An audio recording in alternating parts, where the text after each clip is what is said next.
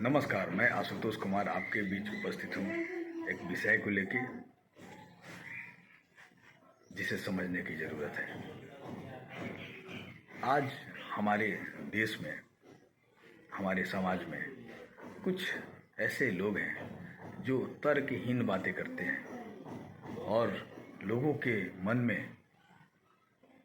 संशय पैदा करते हैं। अपने व्यक्तिगत लाभ के लिए गलत तरीके से किसी चीज़ को इंटरप्रेट करने की उनकी जैसी आदत है।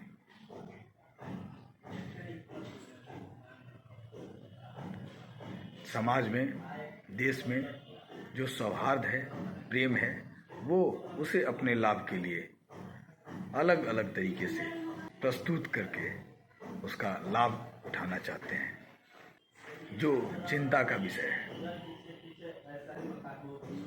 मैं किसी व्यक्ति का नाम नहीं लेना चाहता हूँ, लेकिन ये जग जाहिर है, ऐसे लोगों को लोग इसी रूप में जानते हैं कि सामाजिक सौहार्द को कैसे खराब किया जाए, यही उनका परिचय है। मैं उदाहरण के साथ अपनी बात को रखूंगा। वैसे व्यक्ति जो किसी धर्म को, जो बहुत ही संवेदनशील विषय है, पर बिना सोचे समझे अपने तरीके से इंटरप्रेट करते हैं, प्रस्तुत करते हैं, ये ठीक नहीं है। इससे भी बड़ी बात यह है कि उनसे पूछा जाए कि आप अपने परदादा का जन्मदिन मनाते हैं क्या? उनके पास कोई जवाब नहीं होगा। वो निशब्द हो जाएंगे। वो कहेंगे इसकी क्या ज़रूरत है, या उन्होंने ऐसा क्या किया कि मैं उनका जन्मदिन मनाऊं। बात यहीं से शुरू होती है। यही समझने की बात है। जिस श्री राम को आप एक शब्द में इस तरीके से नकार देते हो कि श्री राम तो थे ही नहीं, वो तो काल्पनिक नाम है। श्री कृष्ण तो थे ही नहीं, ये तो काल्पनिक चीजें हैं। वैसे लोग जो इस बात से अपने परदादा के जन्मदिन को मनाने से इनकार करते हैं, ये बोल के कि उन्होंने ऐसा क्या किया कि हम आज तक उनके जन्म दिवस को मनाएं। जयंती, ये सारी चीज़ें उसी तरह के पुरुषों का मनाया जाता है जो महापुरुष होते हैं, जिन्होंने कुछ किया है, जिनका योगदान दुनिया के लिए, देश के लिए, समाज के लिए कुछ है। मतलब हम अपने परदादा का तो जन्मदिन मना नहीं सकते, तो आप कल्पना कीजिए कि भगवान श्री राम हजारों साल से उनके जन्म दिन को लाखों करोड़ों लोग मनाते आ रहे हैं। भगवान श्री कृष्ण उनके जन्मदिन को लाखों करोड़ों लोग हजारों साल से मनाते आ रहे हैं, तो क्या उनकी समाज, देश, दुनिया में कोई योगदान नहीं होगा? और योगदान तभी होगा जब वो आए होंगे, जब उनकी जन्म हुई होगी। ये सिर्फ समझने की बात है। जिस महापुरुष का हजारों साल से करोड़ों लोग जन्मदिन मना रहे हैं, श्री कृष्ण जन्माष्टमी हम मनाते हैं, रामनवमी हम मनाते हैं, महावीर जयंती हम मनाते हैं, गुरु नानक जयंती हम मनाते हैं, बुद्ध जयंती हम मनाते हैं। ये तभी मनाते हैं जब उन्होंने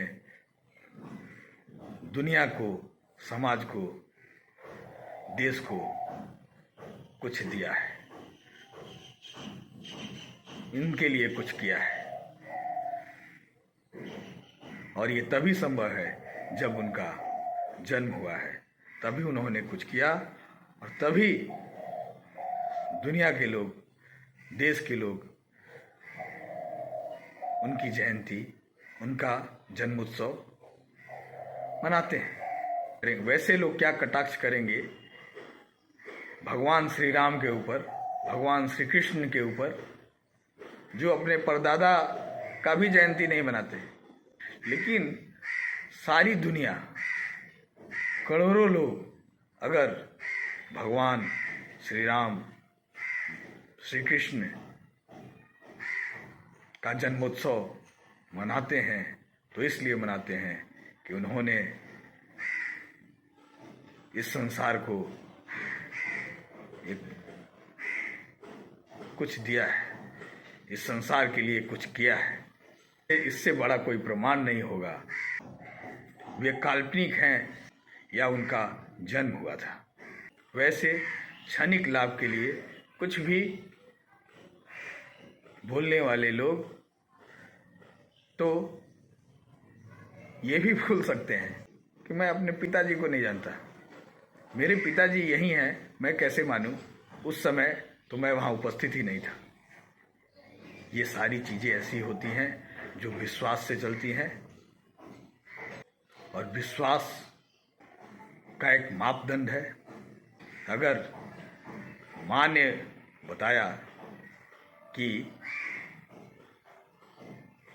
आपके पिताजी का नाम ये है, तो वही पर्याप्त है ये मानने के लिए कि वो मेरे पिता हैं। हर चीज़, हर समय, हर स्थिति में हम वहाँ खड़ा होके उस चीज़ को देखें तभी हमारा विश्वास हो, ये जरूरी नहीं है और ये संभव भी नहीं है। ऐसे सोच वाले लोगों को बढ़ावा दिया जा सकता है? नहीं। अपने तुच्छ लाभ के लिए कही गई ये सारी बातें गलत है, इस पे विचार करना चाहिए और ऐसे लोगों को बिल्कुल बढ़ावा नहीं देना चाहिए। हम अपने पिछले 10 पीढ़ी, 15 पीढ़ी के पूर्वजों का जयंती नहीं मना पाते तो क्या करोड़ों देश के लोग ऐसे ही भगवान श्री राम का जन्मोत्सव, भगवान श्री कृष्ण का जन्मोत्सव, भगवान महावीर का जन्मोत्सव, भगवान बुद्ध का जन्मोत्सव मनाते आ रहे हैं? उन्होंने जरूर इस दुनिया के लिए कुछ किया है। ऐसा किया है कि सिर्फ उनके परिवार के लोग नहीं, करोड़ों लोग, सारी दुनिया उनकी जयंती मनाती है।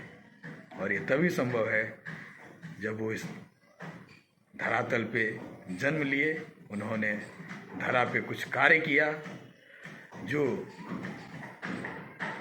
उनके इतने अनुयायी, उनके इतने फॉलोअर, इस धर्म के मानने वाले इतने लोग बने। तो निरर्थक बातों से हमें बचना चाहिए। ये पूरे दुनिया, देश, समाज के लिए गलत है। राजनीतिक रोटी सेकने के लिए इस तरह के अनर्गल बातों का उपयोग नहीं करें। ये हमारी राय है वैसे लोगों से। आज इसी विषय पे बात करनी थी, मैंने अपनी राय रखी, अपनी बात रखी। आप सभी विचार करें। आप सभी को बहुत बहुत धन्यवाद। जय हिंद।